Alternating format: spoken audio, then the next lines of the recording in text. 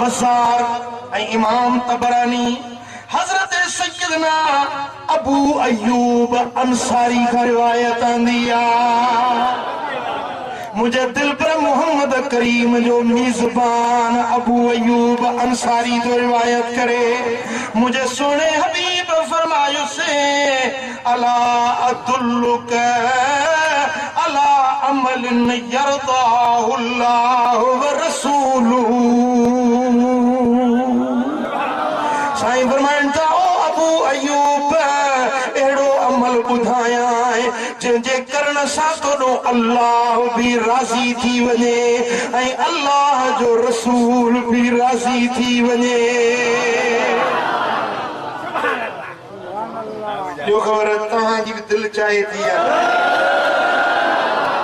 अल्लाह राजी थे हर मानू चवंदो आ त अल्लाह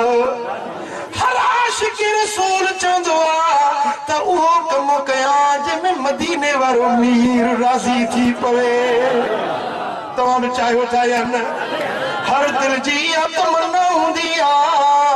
त शर्म मदीने वारो साईं राजी हुजे दुनिया रुसे तो भली रुसे पर शर्म मदीने वारो लजपाल राजी मुखा मुहे जो पेरी मौला लख से लख फेरा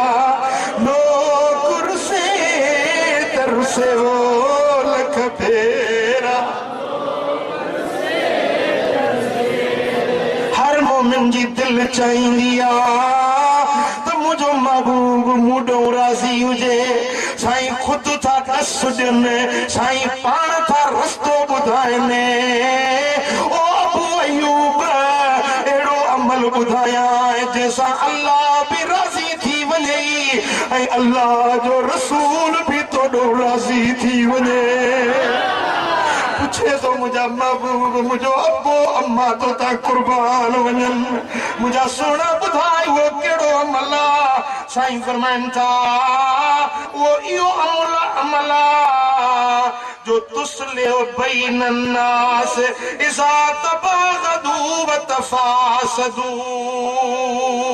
जॾहिं माण्हुनि जो पाण में बुग़्ज़ पैदा थिए हिक ॿिए में फसाद पैदा थियल हुजे तूं हली वञी उन्हनि जो बुग़्ज़ ख़त्म कर उन्हनि जो फसाद टार उन्हनि विढ़यलनि खे ठाहे अल्लाह भी राज़ी तो मोहम्मद मीर भी राज़ी